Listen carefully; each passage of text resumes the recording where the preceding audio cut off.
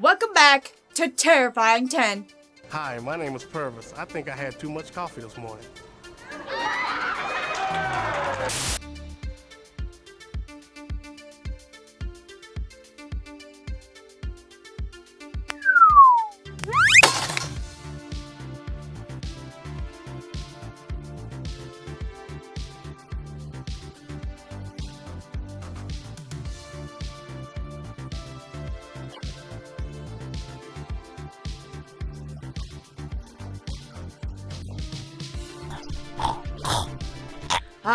The 90s. We had Britney.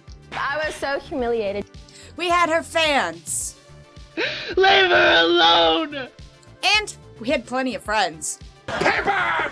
That's right, the 90s called and they want their Darwin winners. So let's meet some people who found the dumbest ways to die in the 90s.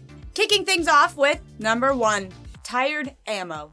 A small-time gang, about to be even smaller, broke into the home of a World War II veteran and stole, among other things, the old GI's .45 automatic pistol, which he had used in battle in the 1940s.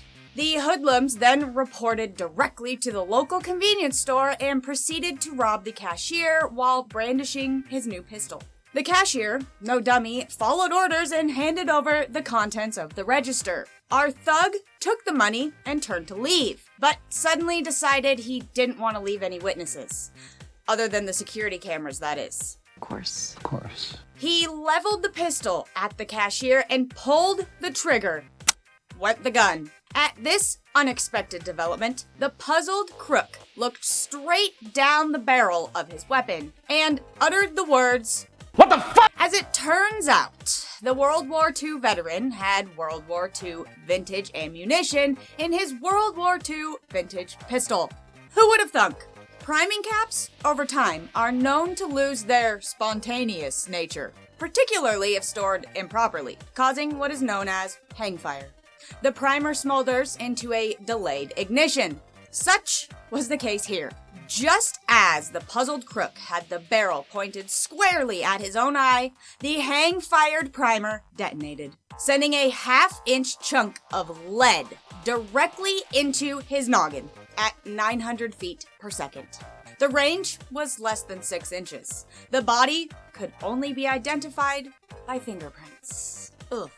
And now for number 2, In a Pig's Eye. We continue our journey in 1991, where 3 Eaton, Ohio men died on the evening of July 4th. James, Billy, and Ashley met their demise after their blue Ford pickup rolled over on Country Road 24. Hogs and booze were contributing factors. We found several beer cans in and around the scene, said Sheriff Andrew Watson. The driver had a blood alcohol content twice the legal limit. So, the events unfolded like this. The 3 men spent the national holiday drinking, of course. Later that evening, they were struck with the sudden craving for pork chops. They were popping off fireworks when Jimmy said they ought to get some eats, reported Billy's girlfriend, Emma. At around 11 p.m., they drove 10 miles to a pig farm, intent on stealing a hog. One of the men scaled the fence and tied a rope to a plump little piggy. The other 2 men started pulling on the 400-pound or 181-kilogram beast. The stress of a struggling hog was too much for the chain-link fence, and suddenly, a large section of it collapsed loudly, startling the other hogs into a stampede. I was asleep when I heard the god-awful noise, explained John Wilson, the owner of the farm.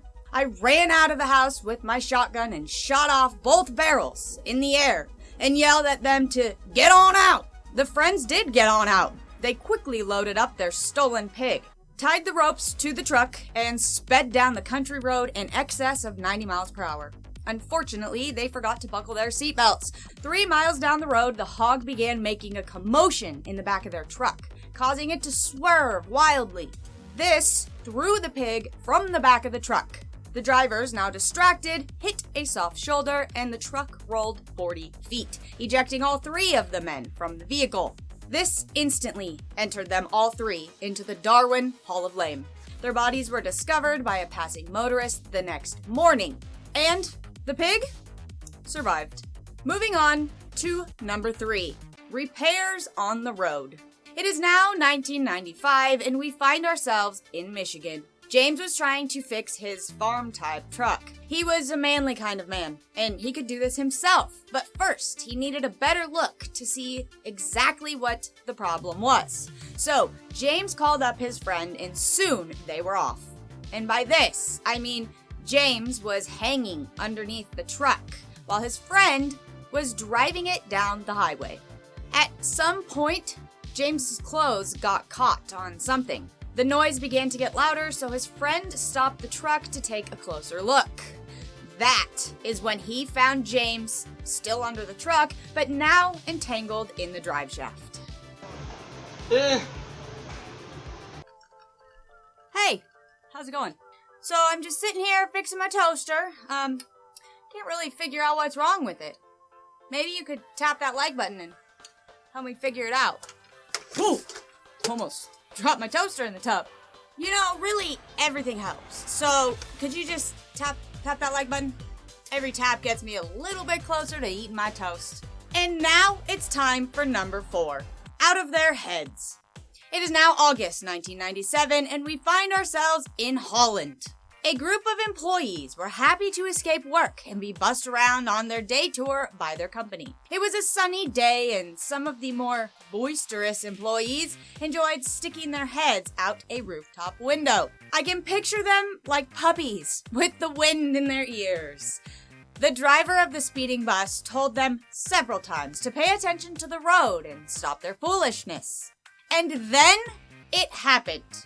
2 men had their heads out of the window, singing as the wind blew across their faces when the bus entered a viaduct. The cracking of bone was heard throughout the bus, and their heads did not just off as clearly as you might suspect. It was rather messy.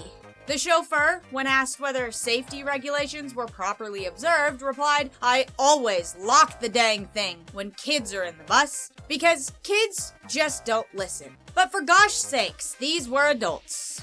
That's the thing about all Darwiners. They basically are children that look like adults. And speaking of more Darwiners, go watch this video on screen right now and see how this woman really ground up the competition when she won her Darwin Award. Go on, watch it. And as always, stay safe out there. Troop TT.